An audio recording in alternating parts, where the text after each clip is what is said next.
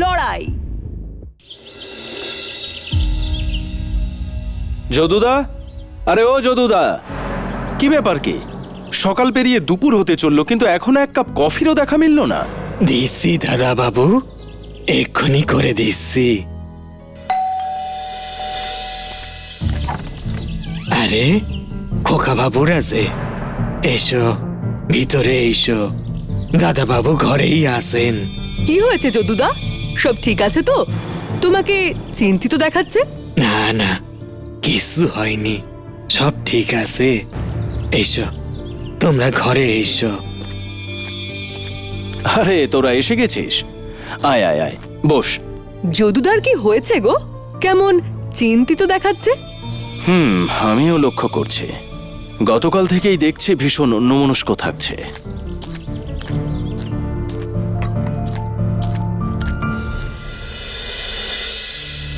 দেখলি, আজ সকাল থেকেই কাজে কোনো মন নেই যদুদার।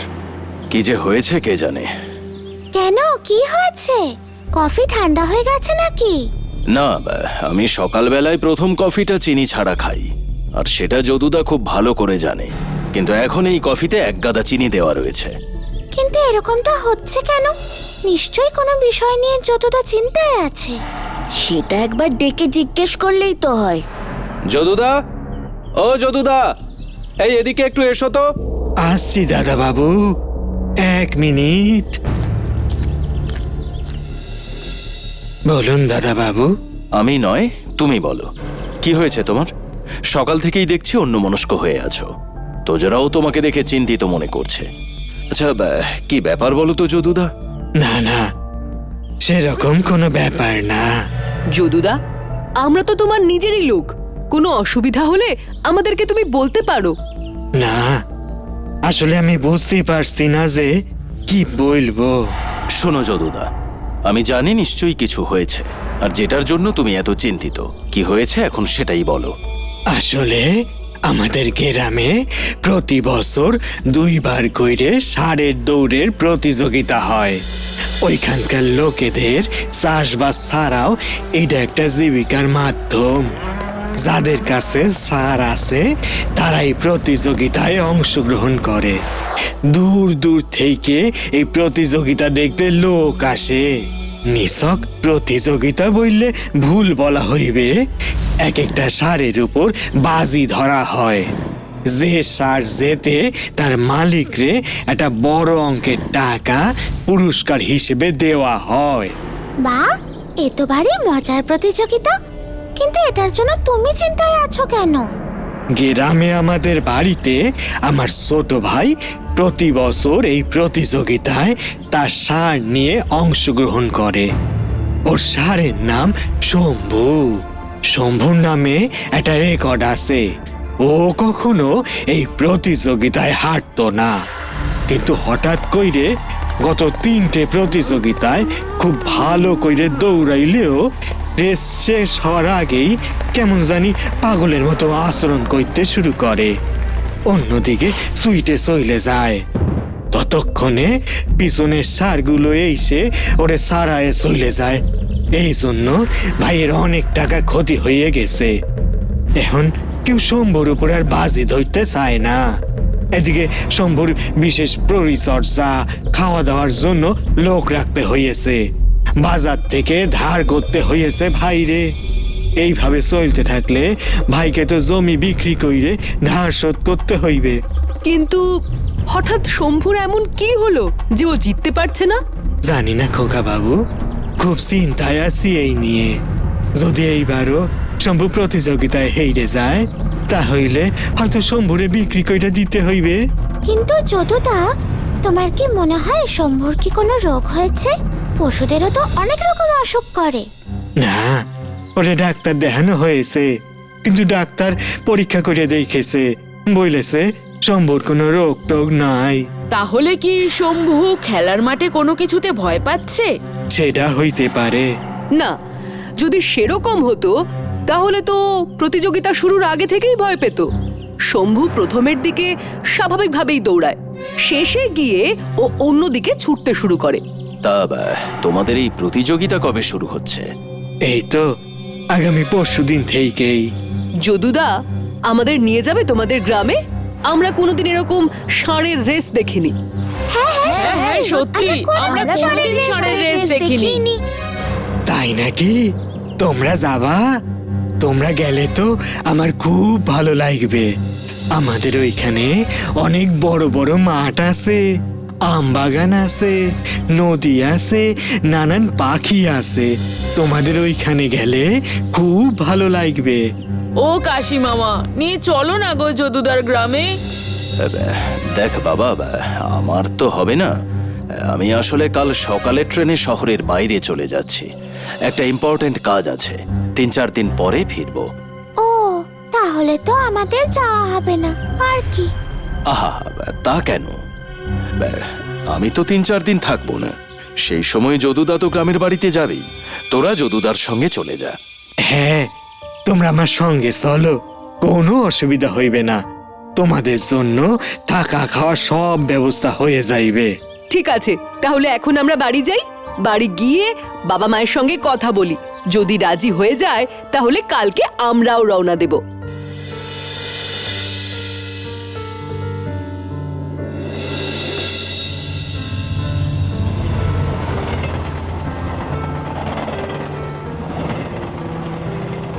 আচ্ছা যদুদা, তোমাদের গ্রামের ওই প্রতিযোগিতায় একসাথে কত ষাঁড় অংশগ্রহণ করে? কোনো ঠিক থাকে না খোকা বাবু। কোনো বার তো 100টারও বেশি ষাঁড় প্রতিযোগিতায় নামে। তবে যত ইচ্ছা ষাঁড় প্রতিযোগিতায় নামুক না কেন, শম্ভুরে হারাইবে এমন ক্ষমতা কোনো ষাঁড়েরই ছিল না। আচ্ছা, শম্ভুর দেখাশোনা কে করে? আমাদের বাড়িতে বড় খাটাল আছে। ওইখানে শম্ভু ছাড়াও অনেক গরু আছে, বাছুর আছে। ওদের দেখাশোনা করার জন্য আলাদা লোক থাকে। শম্ভু কি ছোটবেলা থেকেই তোমাদের বাড়িতে? না, শম্ভুরে বছর 10 আগে আমার ভাই পাশের গ্রামের একজনের থেকে কিনে এনেছিল। আচ্ছা, এইসব কথা তো আমরা শম্ভুর সাথে দেখা হওয়ার পরেও বলতে পারি। তার থেকে এখন বরং যদুদা বলো যে তোমাদের গ্রামের সব থেকে ভালো খাবার কি পাওয়া যায়। আবার খাবার কথা তুললি? দেখিস চিকু, শম্ভুর সামনে কিন্তু তুই পুরো দমে খাওয়া দাওয়া করিস না। তোর খাওয়ার নমুনা দেখলে শম্ভুও লজ্জা পেয়ে যাবে।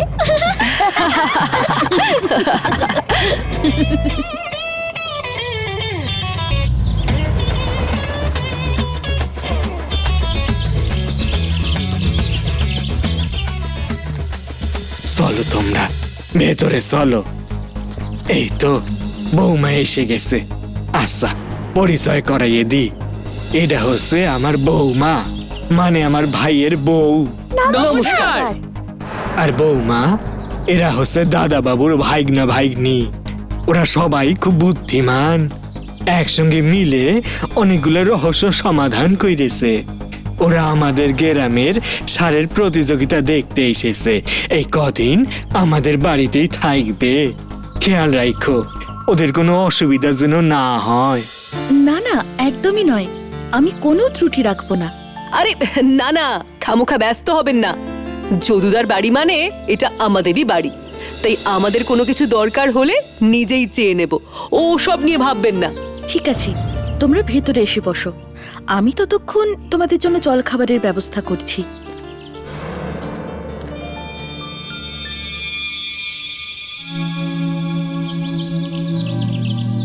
আচ্ছা যদুদা, আজ বিকেলে একটু শম্ভুর সাথে দেখা করা যাবে? হ্যাঁ, কেন করা যাইবে না? এখন ওরে বাইরে ছাড়া হয়েছে। এদিক ওদিক ঘাস খেয়ে কিছুক্ষণের মধ্যেই খাটালে ফিরে আসবে। ঠিক আছে, তাহলে বিকেলের দিকে একটু খাটালে যাব। ঠিক আছে, চলো পুকুরে গিয়া ভালো করে হাত মুখ ধুইয়ে বসো। বৌমা ততক্ষণে খাবার নিয়ে আসুক।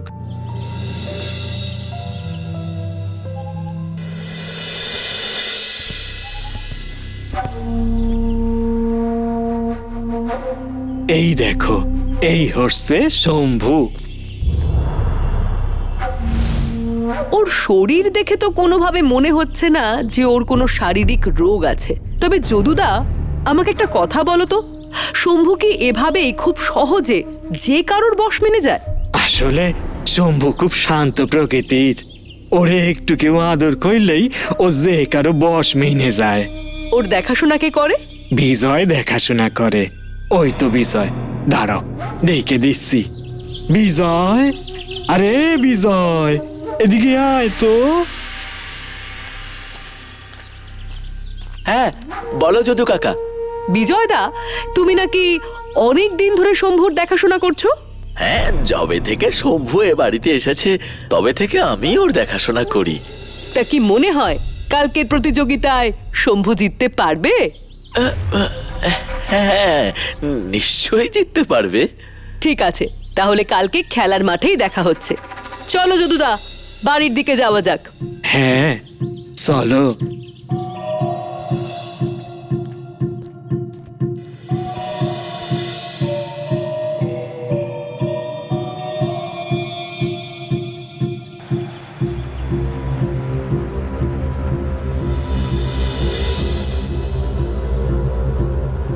শম্ভু, শম্ভু, শম্ভু, শম্ভু,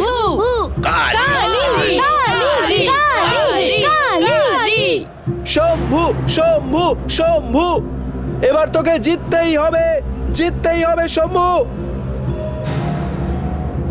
এখানে তো আগে কখনো দেখিনি, নতুন নাকি? আজ্ঞে। তা কোথায় থাকা হয়? বলাগড়। খেলা দেখতে আসা হয়েছে? হ্যাঁ, কার বাড়িতে উঠেছো? যদুদার বাড়িতে। ও, তোমরা যদুর বাড়ির অতিথি। শম্ভুকে নিয়ে নিশ্চয়ই খুব আশাবাদী। কি মনে হয় এবার শম্ভু জিততে পারবে? বলা মুশকিল। আগে যেমন বলা যেত যে শম্ভু দৌড়লে আশেপাশে কেউ টিকবে না, কিন্তু শেষের 2-3টে প্রতিযোগিতায় জানি না ষাঁড়টার কি হয়েছে। শুরুর দিকে ভালোই দৌড়য়, তারপর শেষ লাইনের কাছে গিয়ে কেমন উন্মাদের মতন করে, হয় থেমে যায় আর তা না হলে অন্যদিকে ছুটে পালিয়ে যায়। তাহলে আপনার কি মনে হয় যদি শম্ভু না জেতে তাহলে কে জিতবে? যে প্রতিবার সেকেন্ড হয়ে এসেছে সেই প্রথম হবে। শম্ভুর বাঁদিকে একদম ওই শেষে যে ষাঁড়টা দাঁড়িয়ে আছে দেখতে পাচ্ছ, ওর নাম হলো কালী। ওই একমাত্র আছে যে শম্ভুর একটু কাছাকাছি পৌঁছতে পারে। আর যবে থেকে শম্ভু এইরকম পাগলের মতো আচরণ করে তবে থেকেই কালী প্রত্যেকবার জিতেছে। আচ্ছা, এই কালী কার ষাঁড়? এই তো এই পাশের গ্রামের সুমন সামন্ত নামে এক ব্যবসায়ীর। লোকটার প্রচুর পয়সা, বাপ ঠাকুরদার সোনার ব্যবসা বুঝলে, তাই কালীর পিছনে প্রচুর টাকা ঢালে। এই যে বাঁশি বেজে গেছে, এবার দৌড় শুরু হবে। দেখো দেখো দেখো, শম্ভু, শম্ভু, শম্ভু, শম্ভু, কালী, কালী, কালী, কালী।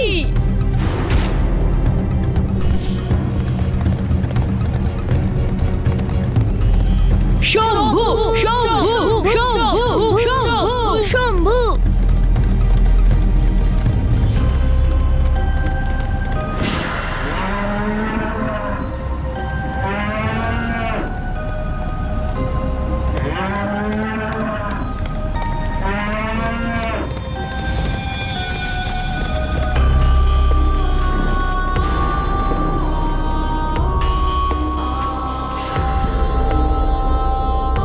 দেখলে, আমি আগেই বলেছিলাম শম্ভুর কিছু গন্ডগোল আছে।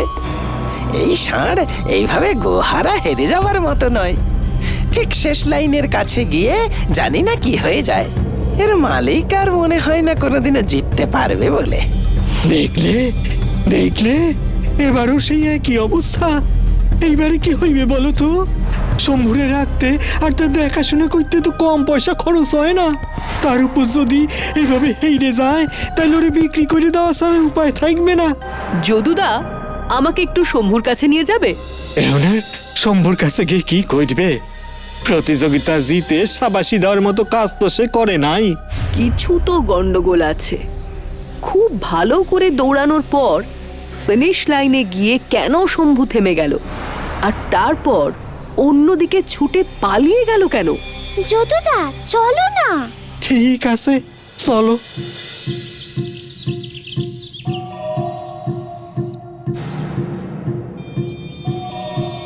এবারেও শম্ভু আমার নাম ডোবালো। এ আর করবি রতন, সবই ভাগ্যের পরিহাস। আচ্ছা রতনদা, শম্ভুর কি কোনো অসুখ আছে? কই না তো, ও তো একদম সুস্থ। ওর কোনো অসুখ হলে বিজয় তো আমাদের জানাতো। আসলে আমি সবজি চাষ নিয়ে বেশি ব্যস্ত থাকি। অন্যান্য রাজ্যে আমার ক্ষেতের আনাজ সাপ্লাই করি। প্রত্যেকবার রেসের আগে আমি ফিরি, কিন্তু গত কয়েকবার হেরে গিয়ে শম্ভু আমার মনোবলটাই ভেঙে দিয়েছে। এই অপদার্থ শম্ভুকে দিয়ে আর কিচ্ছু হবে না, ওকে আর রাখবই না। ওই সামন্ত চাইছিল ওর কাছে ওকে বেচে দেব। বাহ, এতদিন যখন শম্ভু প্রত্যেকটা রেস জিতে এসেছিল তখন ঠিক ছিল, আর যেইও হেরে গেল তেমনি ওকে বেচে দিতে হবে। ওরা তো কথা বলতে পারে না রতনদা, হতেই তো পারে যে ওর কোনো সমস্যা হয়েছে যেটা তুমি বুঝতে পারছো না। তিন্নি, তুই একদম ঠিক বলছিস। আমাদের ওদের প্রতি একটু সহানুভূতি আর সহৃদয় হওয়া উচিত। যাই হোক, আমাকে একটা কথা বলো রতনদা, এক্ষুনি তুমি কার কথা বলছিলে যে শম্ভুকে কিনে নিতে চাইছিল? পাশের গ্রামের একজন ব্যবসায়ী আছে, সুমন সামন্ত। তার কাছ থেকেই শম্ভুকে একসময় কিনেছিলাম, তখন শম্ভু অনেক ছোট ছিল। সুমন সামন্ত, মানে যার ষাঁড়ের নাম কালী, যে আজকে জিতলো? হ্যাঁ, একদমই তাই। একটু আগেই আমাকে বলছিল যে শম্ভুকে রেখে তোমার আর কোনো লাভ নেই, বরং আমার কাছে বিক্রি করে দাও। এতবার হেরে যাবার পরেও শম্ভুকে কেউ কেন কিনতে চাইবে? কারণ শম্ভুর একটা নামডাক আছে তো, শুধু এখানেই নয়, আশেপাশের বা অনেক দূরের গ্রামেও যেখানে এই ধরনের প্রতিযোগিতা হয় সেখানে গিয়ে শম্ভু জিততে এসেছে। শম্ভুকে টেক্কা দেওয়া এত সহজ ছিল না, কিন্তু হঠাৎ যে কি হলো কিছুই বুঝতে পারছি না। আচ্ছা, এই তুমি যে বললে তুমি অন্যান্য কাজে ব্যস্ত থাকো, তখন কি বিজয় দাই শম্ভুর দেখাশোনা করতো? হ্যাঁ, বিজয় এসব ব্যাপারে ধুরন্ধর ছেলে একদম। খাবার দেওয়া, স্নান করানো থেকে শুরু করে ওষুধ দেওয়া, এমনকি পশুদের ট্রেনিং দেওয়ার ব্যাপারেও বিজয় সব কাজ জানে। ছাড়াও সব কথা, আপাতত শম্ভুকে নিয়ে বাড়ি ফিরি।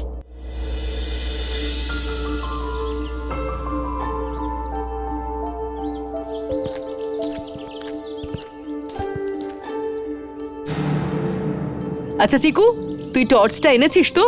হ্যাঁ, এনেছি।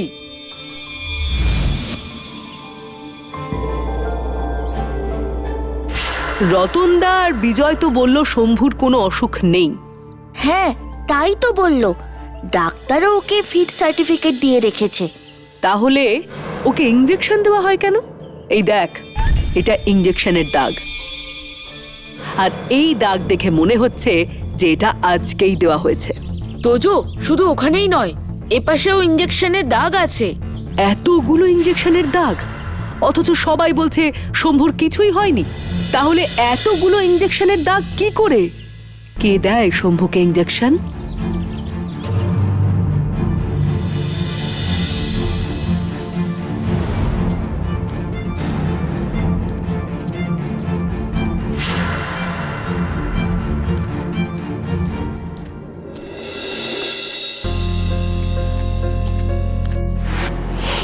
কাজ করিস রতনের, অথচ টাকার বান্ডিল সামন্তের বাড়ি থেকে নিয়ে বেরোচ্ছিস কেন? এই তোমরা কারা? তোমরা কারা? ছেড়ে দাও, ছেড়ে দাও আমাকে। সত্যিটা বইলে দে, নইলে ভালো হবে না বইলে দিচ্ছি। আরে আমি কিছু করিনি, আমি কিচ্ছু জানি না। আমার মেরো না। মার বেটাকে, মার মার বেটাকে, মার। দয়া করে আমায় ছেড়ে দাও, আমি পায়ে পড়ছি। আমায় মেরো না, আমি কিছু করিনি, আমি কিচ্ছু করিনি। শম্ভুকে ইঞ্জেকশন দেওয়ার সময় মনে ছিল না ওই অবলা প্রাণীটাকে একটার পর একটা ইঞ্জেকশন ফোটাতে প্রাণে আটকায়নি? ওই সামন্ত আমায় পয়সা দিয়েছিল এই কাজ করার জন্য, অনেক অনেক টাকা। আমি লোভ সামলাতে পারিনি। সামন্ত বলেছিল যদি আমি শম্ভুকে ভুল ট্রেনিং দিই তাহলে ও আমায় প্রত্যেকটা প্রতিযোগিতার পর অনেক অনেক টাকা দেবে। আমি রাজি হয়ে যাই ওর কথায়। ইঞ্জেকশন কে এনে দিত? ওই সামন্তই আমায় শহর থেকে ইঞ্জেকশন এনে দিত। আর রতনদা তো থাকতো না, তখন শহর থেকে লোক এসে শম্ভুকে ভুল ট্রেনিং দিত। এমন ট্রেনিং দিত যাতে শম্ভু শেষ লাইনের আগে দৌড়ে পালিয়ে যায়। তাহলে যদুদা, দেখলে তো সর্ষের ভেতর কেমন ভূত লুকিয়ে বসেছিল। ছি, বিশ্বাসঘাতক। তোর উপর এত ভরসা করে আমি ওই অবলা জীবগুলোকে ছেড়ে যেতাম। ওরা কথা বলতে পারে না বলে ওদের সাথে যা খুশি অন্যায় করবি। ছি ছি ছি ছি ছি ছি। শোন বিজয়, না তোরে ছাইরবো না তো সামন্তরে। আমি পঞ্চায়েতে যাব, যত দূর লইতে হয় আমি লইব, কিন্তু তোদের উপযুক্ত শাস্তি পাইয়েই ছাড়বো। যদুদা, তাহলে আর শম্ভুকে বিক্রি করবে না তো? না না খোকা বাবু, শম্ভুর এবার সঠিক চিকিৎসা হইবে। আমাদের শম্ভু আবার আগের মতো দৌড়াইবে। তোমাদের তোমাদের অসংখ্য ধন্যবাদ। আমরা তো এত কিছু বুঝতেই পারি নাই। ভাগ্যিস তোমাদের মনে সন্দেহ হয়েছিল। চলো চলো, এবার বাড়ি চলো, খাঁটি সানার রসগোল্লা খাওয়াইবো। চলো। রসগোল্লা? রসগোল্লার নামে চিকু কিন্তু শম্ভুর থেকেও জোরে দৌড়তে পারবে, এইটুকু আমি বলতে পারি।